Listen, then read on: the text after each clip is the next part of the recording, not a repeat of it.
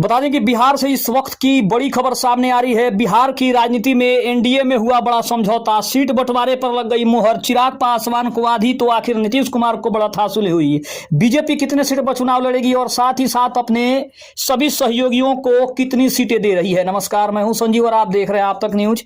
अगर आप हमारे चैनल पर नए हैं तो चैनल को जरूर सब्सक्राइब कर लें। बता दें कि बिहार से बड़ी खबर आ रही है। एनडीए में सीट समझौते को लेकर बड़ी खबर है।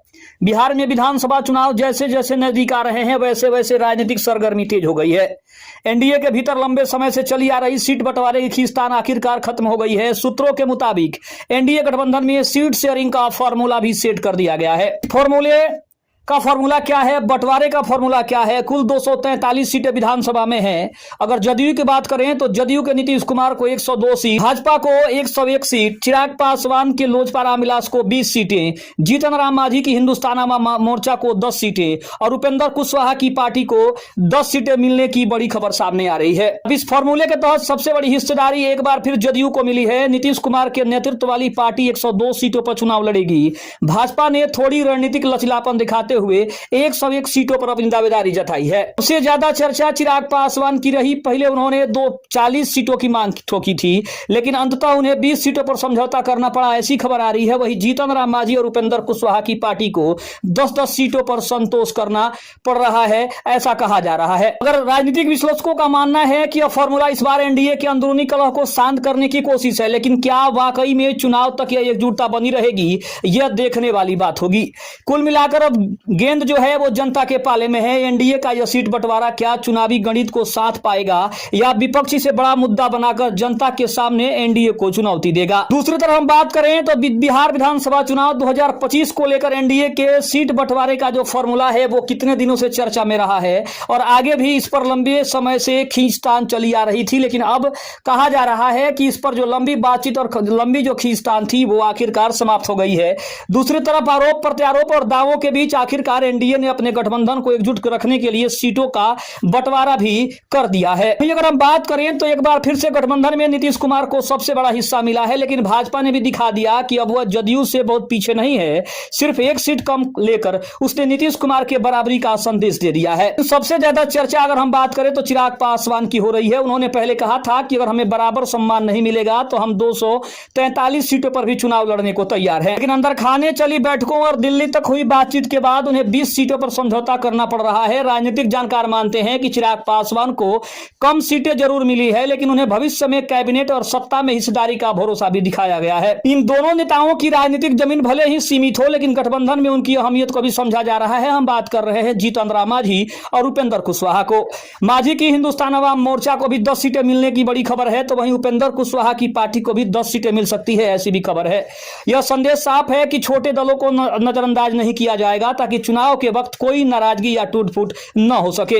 अब सबसे बड़ा सवाल है कि क्या इस फॉर्मूले से एनडीए में चल रही अंदरूनी कलह और तकरार खत्म हो जाएगी। नीतीश कुमार अपनी साख बचाने में सफल हुए हैं एक बार फिर से, तो वहीं भाजपा ने भी दबाव बनाकर बराबरी का संदेश दे दिया है।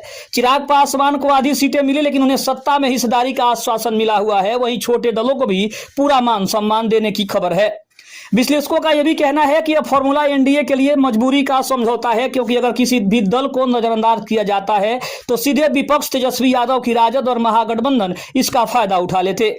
वहीं नीतीश कुमार और भाजपा दोनों जानते हैं कि बिहार की जनता जातीय समीकरण और गठबंधन की एकता को खूब ध्यान से देखती है। इसी वजह से हर किसी को साथ लेकर चलना एनडीए की रणनीति का सबसे बड़ा हिस्सा है। अगर चुनावी नतीजों पर असर डालने की बात करें तो अब असली सवाल जनता के सामने है कि क्या एनडीए का यह सीट बंटवारा बिहार में सत्ता बरकरार रखने में मदद करेगा। क्या चिराग पासवान की 20 सीटें एनडीए को मजबूती देगी या फिर उनकी नाराजगी का असर चुनावी नतीजों पर पड़ेगा। क्या छोटे दलों की 10-10 सीटें वास्तव में जीत में बदलेंगी या सिर्फ सांकेतिक राजनीतिक बनकर रह जाएंगी। दूसरी तरफ हम ये भी कहें तो बिहार में अब सीट बंटवारे का फॉर्मूला तय हो गया है। जदयू 102, भाजपा 101, चिराग पासवान की पार्टी 20 और छोटे दो दलों को 10-10 सीटें मिलने की बड़ी खबर है। सवाल है कि एनडीए की एकजुटता के दिन, चुनाव के दिन क्या कायम रहेगी या फिर टिकट बंटवारे और नाराजगियों से एक बार फिर वो खेमेबाजी शुरू होगी। जनता किसे चुनती है इसका फैसला अब आने वाले दिनों में हो सकता है। लेकिन दूसरी तरफ हम अगर बात करें तो पूरे 243 सीटों का चुनावी नक्शा और यह भी है कि एनडीए, जदयू, भाजपा, चिराग पासवान, मांझी और कुशवाहा किन किन क्षेत्रों में अपनी दावेदारी पेश कर सकते हैं। यह अनुमान पिछले कुछ चुनावी नतीजों, जातीय समीकरण और दलों की पारंपरिक सीटों को देखते हुए तैयार किया गया है। अगर हम जदयू की 102 सीटों की बात करें तो जदयू हमेशा से अपने गढ़ मिथिलांचल, मगध और कोसी सीमांचल क्षेत्रों में मजबूत रही है। मिथिलांचल की बात करें तो मिथिलांचल में दरभंगा, मधुबनी, समस्तीपुर, सीतामढ़ी, मधेपुरा लगभग 22 से 25 सीटें हैं। अगर हम मगध की बात करें तो नालंदा, गया, नवादा, अरवल, जहानाबाद जहां 15 से 18 सीटें हैं। सीमांचल की बात करते हैं तो कटिहार, पूर्णिया, किशनगंज, अररिया सहित 12 से लेकर 15 सीटें हैं। वहीं अगर उत्तर बिहार की बात करें तो सारण, सिवान, गोपालगंज, मुजफ्फरपुर, शिवहर 20 से ज्यादा सीटें दिखाई दे रही है। पटना और आसपास की बात करें तो पटना ग्रामीण, भोजपुर और बक्सर 10 ऐसी सीटें हैं। नीतीश कुमार के प्रभाव वाले इलाकों में जदयू का दबदबा रहेगा और ऐसा अनुमान 2025 के भी विधानसभा चुनाव में लगाया जा रहा है। अगर हम भाजपा की 101 सीट की बात करें तो भाजपा का गढ़ मुख्यतः उत्तर बिहार और शहरी क्षेत्र माने जाते हैं। अगर हम उत्तर बिहार की बात करें, शहरी क्षेत्रों की बात करें तो सारण, सिवान, गोपालगंज, चंपारण, पूर्वी और पश्चिम चंपारण मिलाकर लगभग 25 से 28 सीटें हैं जो भाजपा का गढ़ माना जाता है।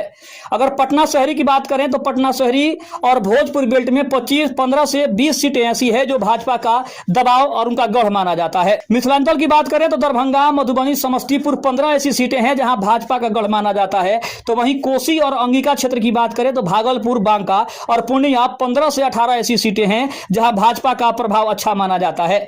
और इसके अलावा बात करें तो गया और आसपास की 8 से 10 सीटें हैं जहां भाजपा जातीय समीकरण और मोदी के लहर के सहारे ग्रामीण और शहरी सीटों पर अपना दावा कर सकती है। अगर हम चिराग पासवान की 20 सीटों की बात करते हैं तो चिराग पासवान की पार्टी का मुख्य आधार दलित और युवा वोटर हैं। हम सबसे पहले जमुई की बात करें तो चिराग पासवान का संसदीय क्षेत्र रहा है और वहां 2 से 3 ऐसी सीटें हैं जहां चिराग पासवान का अच्छा प्रभाव माना जाता है। वहीं अगर हाजीपुर, वैशाली और समस्तीपुर की बात करें तो वहां पे 4 ऐसी सीटें हैं जहां चिराग पासवान का प्रभाव हो सकता है।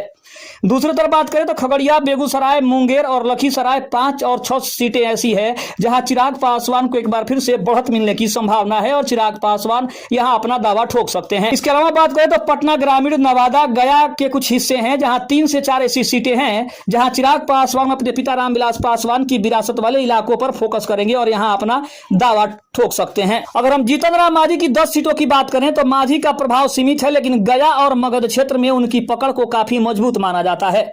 गया जिले में 4 से 5 ऐसी सीटें हैं जहां जीतन राम मांझी का प्रभाव अच्छा माना जा रहा है। वहीं अगर अरवल, जहानाबाद, औरंगाबाद 3 से 4 सीटें हैं जहां उनका प्रभाव हो सकता है और नवादा की 1 सीट है। मांझी को वही इलाके मिलेंगे जहां मांझी वोट निर्णायक साबित हो सकते हैं।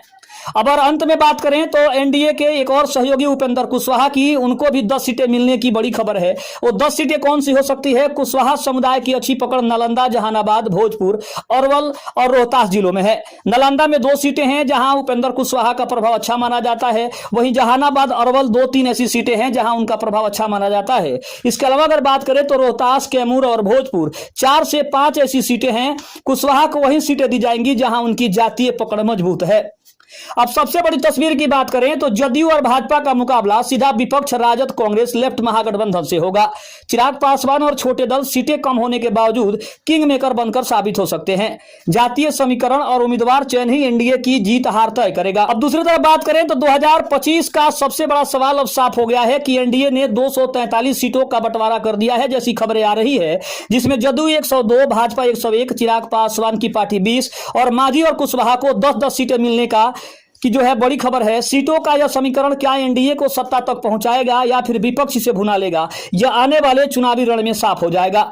लेकिन एक तो बात स्पष्ट है कि अब की बार का जो चुनाव है वो काफी सनसनीखेज होने वाला है, क्योंकि महागठबंधन का दावा है कि अब की बार 2025 में महागठबंधन की सरकार बनेगी और उसके तरफ से मुख्यमंत्री के रूप में तेजस्वी यादव का नाम सबसे ऊपर है। अगर एनडीए की बात करें तो एक बार फिर से नीतीश कुमार के नेतृत्व में ही एनडीए विधानसभा का चुनाव लड़ेगा और साथ ही साथ अगर सरकार बनती है तो एक बार फिर से नीतीश कुमार को ही मुख्यमंत्री के रूप में देख सकते हैं। लेकिन चिराग पासवान का जो दावा है, चिराग पासवान की पार्टी का जो दावा है, उससे स्पष्ट हो जाता है कि अब की बार के चुनाव में अगर मुख्यमंत्री का कोई प्रबल दावेदार एनडीए की तरफ से होगा तो वो चिराग पासवान ही हो सकते हैं, क्योंकि उनके जितने भी कार्यकर्ता हैं, जितने भी उनके दल के नेता हैं, सभी का यह मानना है कि बिहार के भविष्य को बेहतर करने के लिए चिराग पासवान सरीखे नेताओं की सख्त जरूरत है। और जनता की भी यही मांग है कि चिराग पासवान जैसे नेताओं को अब आगे आकर इसका नेतृत्व करने की जो क्षमता है उसको आगे बढ़कर अपने हाथों से लपकना चाहिए और इसका पूरा फायदा उठाना चाहिए।